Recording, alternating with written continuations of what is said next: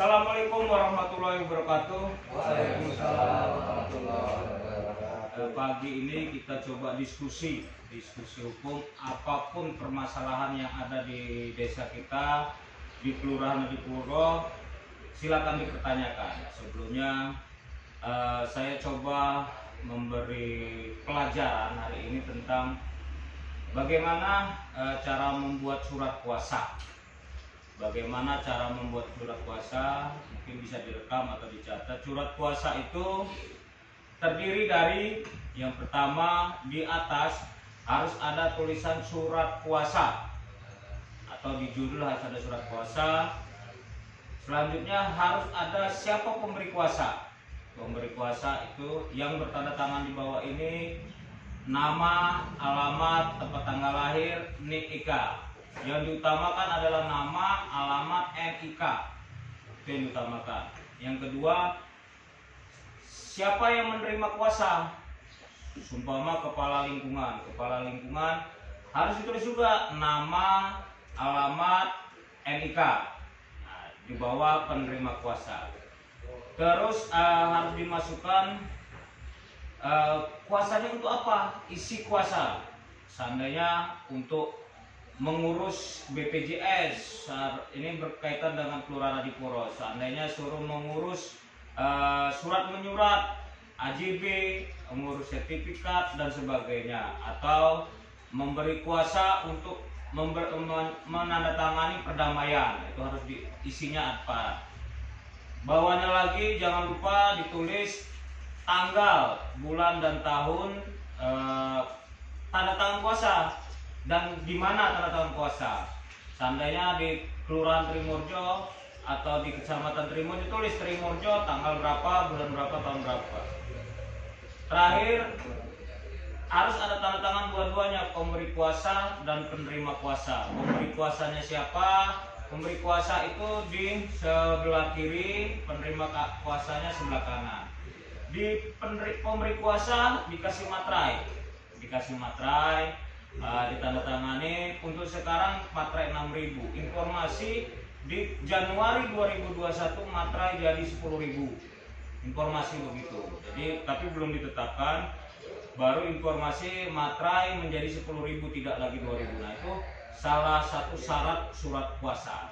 Lengkapnya surat kuasa itu harus diisinya apa sih, kuasanya itu apa. Tidak bisa kita bekerja di luar surat kuasa, harus sesuai dengan isi surat kuasa. Oke, itu yang pertama, pelajaran hari ini tentang surat kuasa. Ada lagi tentang perjanjian. Perjanjian hampir sama dengan surat kuasa, ada pihak satu, pihak kedua. Pihak satu itu yang membuat perikatan. Dasar perjanjian 1320, 1328. Jadi kalau perjanjian tidak ada dasar hukum, tidak kuat. Perjanjian itu antara kedua belah pihak, antara dua pihak A dan B ini harus dimasuki. Terutama sekali lagi nama, alamat, NIK. Nama, alamat, NIK, karena itu yang dipakai. Pihak pertama, pihak kedua, apa yang dijanjikan dimasukin, dituangin. Permasalahannya apa, dituangin. Nah, kalau perjanjian ini tidak bisa diputus sepihak, tidak bisa sumpamanya A dan B sudah buat perjanjian terus A putus pihak, tidak bisa. Harus dua-duanya harus sepakat kalau mau merubah perjanjian. Kalau tidak kedua-duanya tidak sepakat, tidak bisa, harus pengadilan. Itu mungkin itu kesepakatan untuk perjanjian. Ada yang mau ditanyakan, mungkin 2 sesi atau pertanyaan apapun bisa kita bahas hari ini. Oke. Jadi gini Bang, kamu nanya masalah tentang surat tanah Bang.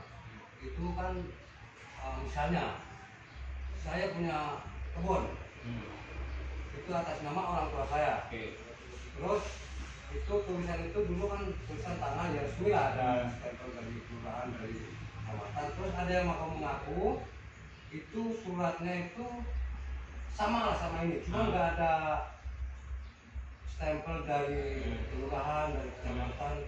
Itu hanya tulisan aja, cuma nggak ada stempel dari lurah ataupun dari sama ternyata Bang. Itu kira-kira itu gimana itu Bang? Oke.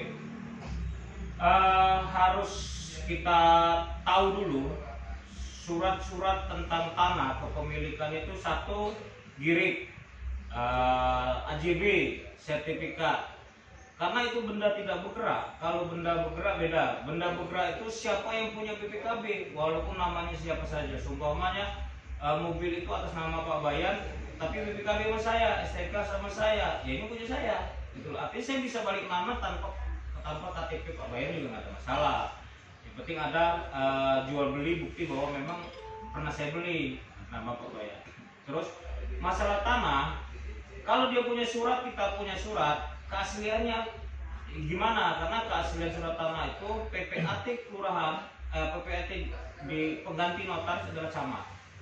Kalau ada yang punya camat, ya itu yang kita sahkan, yang resmi. Kalau dia nggak ada stempel kelurahan kecamatannya tidak bisa, kecuali dia punya notaris. Karena PPAT itu notaris Pak Camat. Jadi kalau dia enggak, ya biarkan saja. Gitu. Ya, karena keabsahannya legalitas tanah itu adalah Pak Camat kalau di kampung. Terima kasih Bang atas. Ada lagi? Bang. Oh ya, siap. Gini, kita kan selalu menemukan masalah-masalah di masyarakat ini Bang. Sebenarnya yang saya mau tanyakan, seandainya ini kita membuat perdamaian itu. Nah, perdamaian itu judul atas itu bagusnya pernyataan damai apa itu Pak yang pas itu. Oke. Tetap sama, karena itu surat perdamaian, tulis juga surat perdamaian. Nah, surat perdamaian harus diisi semua ya. Jadi perdamaian itu jangan lupa, nanti pasti ditanya kalau sampai ini ke majelis hakim atau kepolisian, damainya seperti apa? Apa yang dipinta itu dimasukin. Kalau supaya kedua belah pihak tidak meminta apa-apa atau kedua belah pihak meminta A, B, C, itu dijelaskan. Itu biar lengkap. Terus tanggal perdamaiannya, nah yang tanda tangan ya, ingat Pak Bayan semua, perdamaian pencabutan itu lebih bagus itu Pak Bayan atau kepala lingkungan dan Pak Lurah tanda tangan, gitu loh. Jadi Pak Bayan minta tanda tangan, Pak Bayan sama Pak Lurah tanda tangan. Tuh, jadi semua surat itu tetap judul surat perdamaian, surat kuasa, surat perjanjian, ada kata-kata suratnya. Oh iya. Terus itu bagusnya itu tulis tangan atau tulis ini ya cetak. Oke.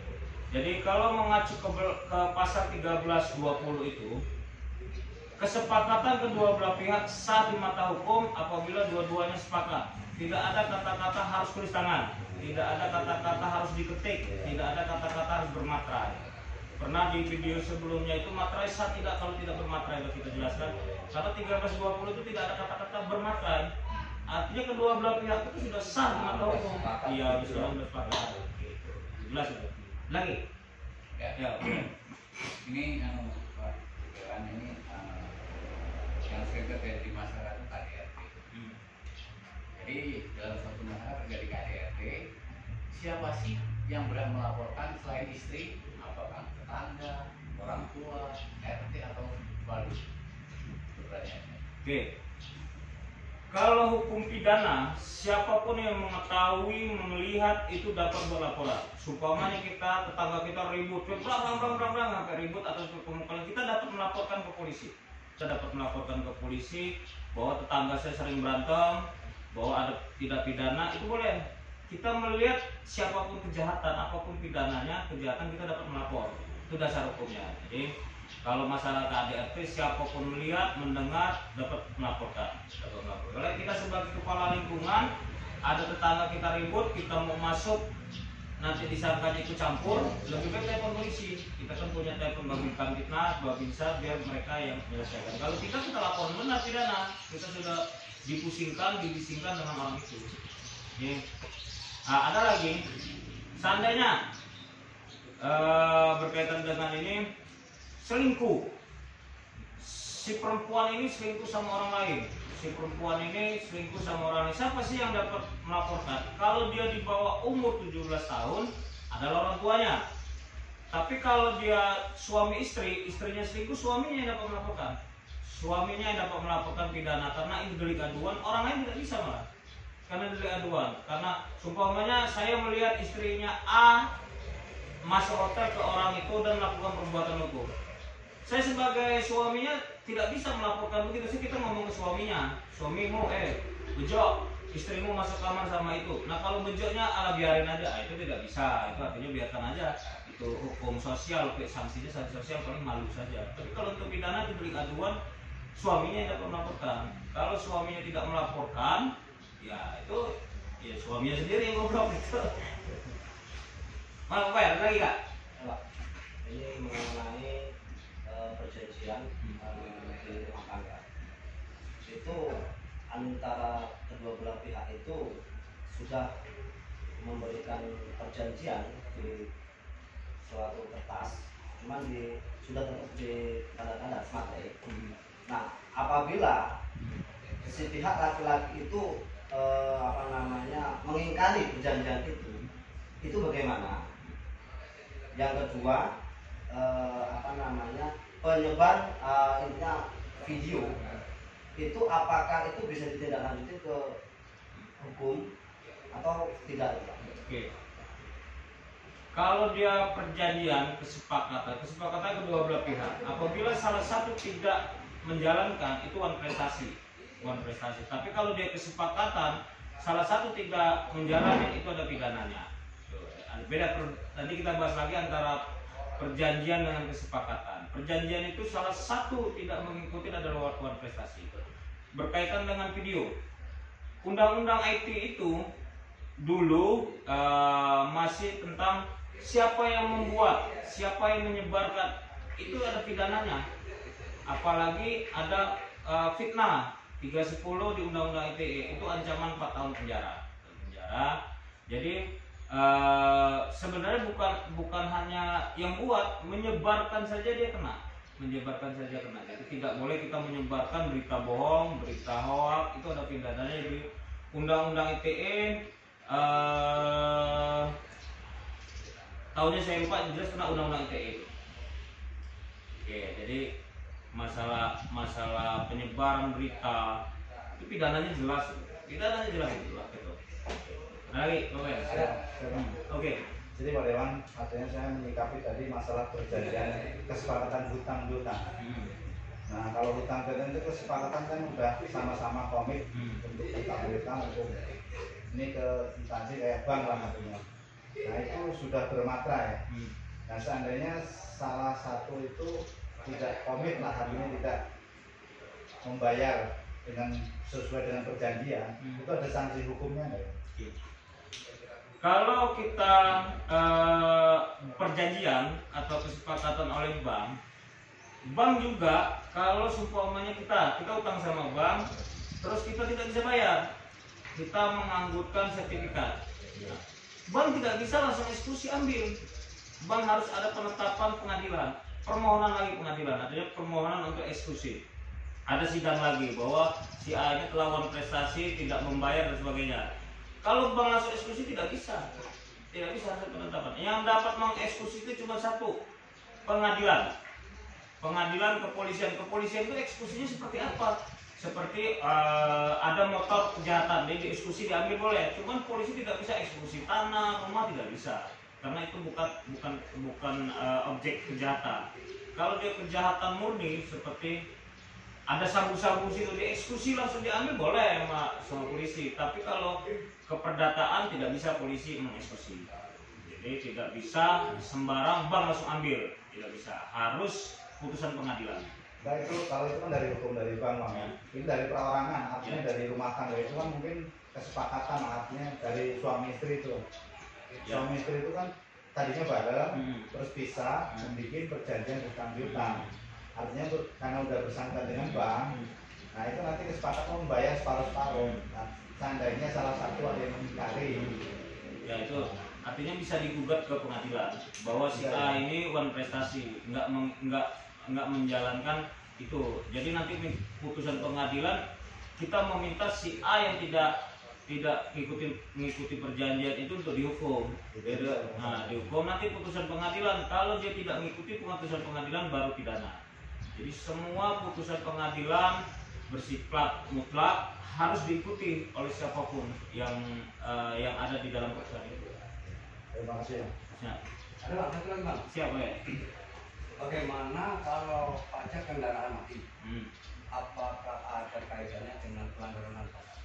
Jadi undang-undang lalu lintas banyak itu banyak perdebatan itu bukan ranahnya lantas, itu ranahnya pajak, itu ada ranahnya begitu. Nah, di undang-undang lantas itu ada juga mengatakan bahwa itu suatu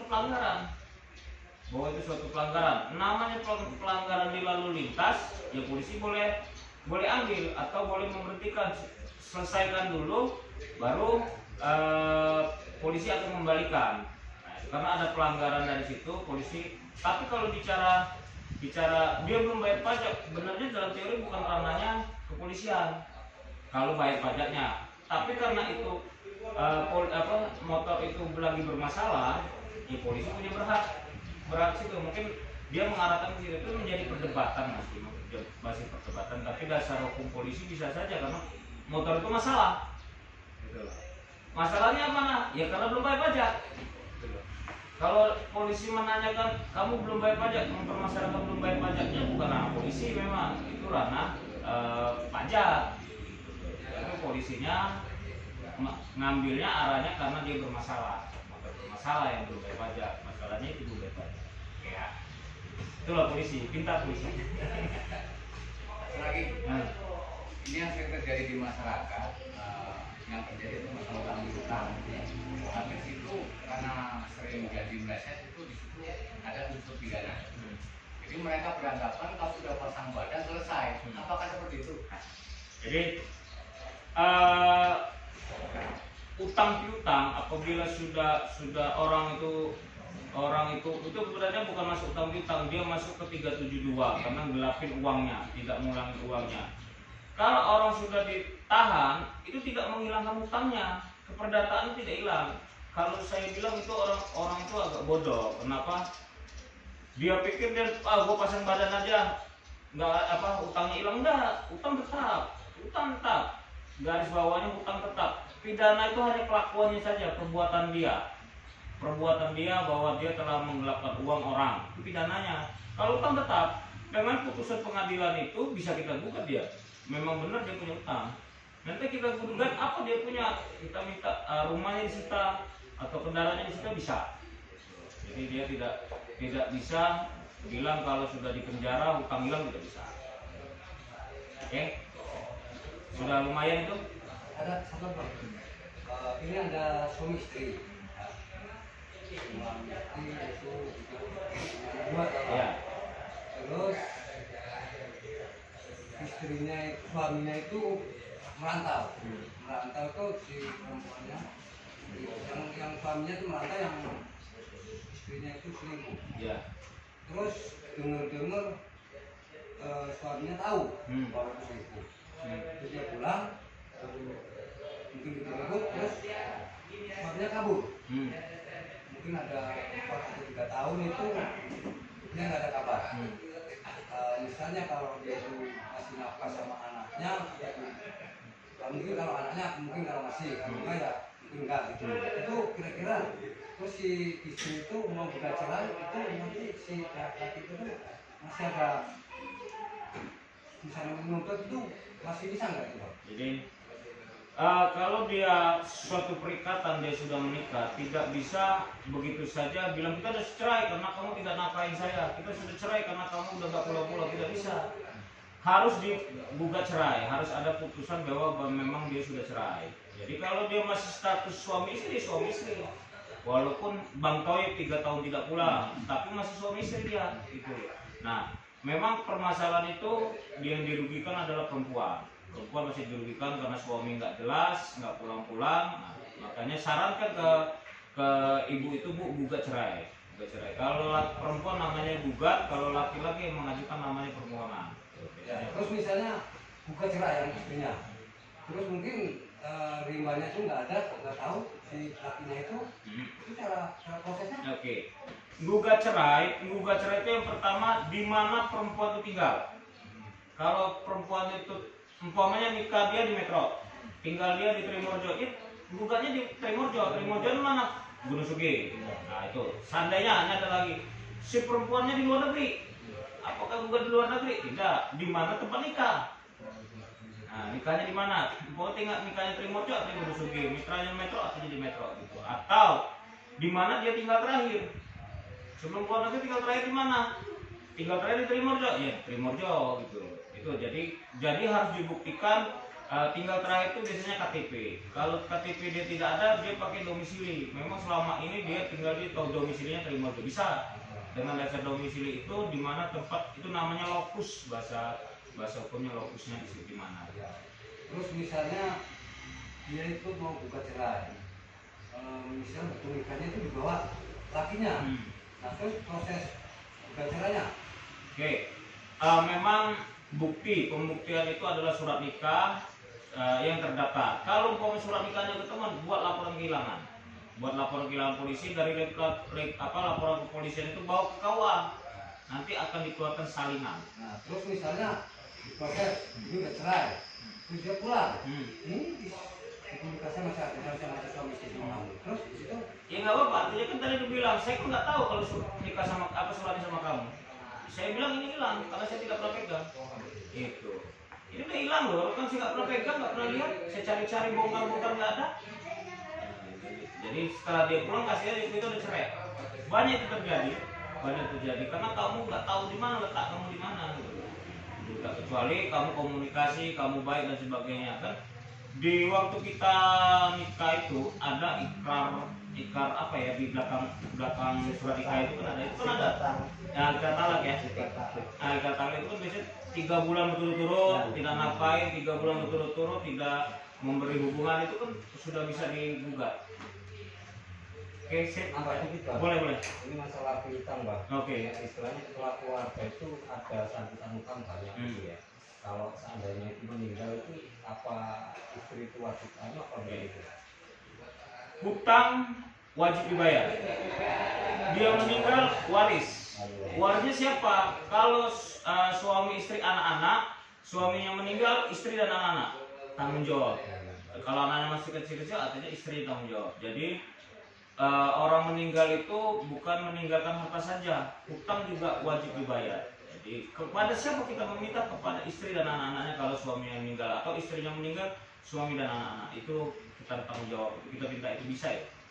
Hukum keperdataannya mengikat itu, melekat mereka.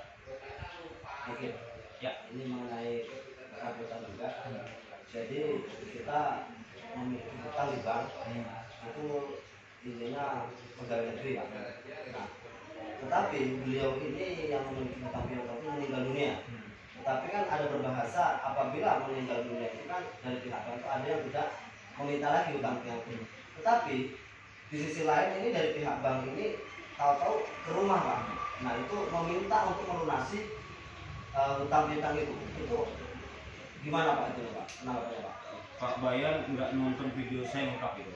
Ya, Di video lengkap itu juga ada. Siapapun pinjam bank atau kreditur debitur pinjam ke bank itu punya asuransi. Asuransi apabila dia mati selesai, artinya kita sebagai bayan bantu ngurus surat kematian, kasih surat kematian, dia akan tutup asuransi. Kalau bank tetap menagih itu oknum. Tidak bisa karena sudah meninggal, kita kasih surat kematian dia dan kita minta urus untuk ampunannya sertifikat untuk dipulangin. Bank akan kasih. Kalau bank nggak kasih itu oknum lagi itu. Jadi bank itu pimpinan bank pasti akan kasihkan, dia nggak mau ada masalah. Itu pasti anak buah atau orang cari-cari.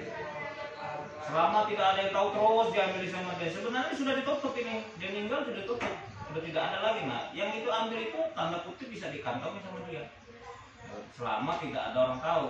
Tapi kalau tahu pasti tutup selesai. Karena itu sudah hukum perbankan jelas wajib dia menggunakan asuransi. Karena bank punya sifat kehati-hatian. Dia takut kalau orang itu tiba-tiba baru meninggal, makanya dia hajar asuransi untuk supaya bank itu aman. Oke. Siap. Terima kasih bincang-bincang kita di Kelurahan Adipuro, semoga bermanfaat untuk kita semua. Assalamualaikum warahmatullahi wabarakatuh. Waalaikumsalam.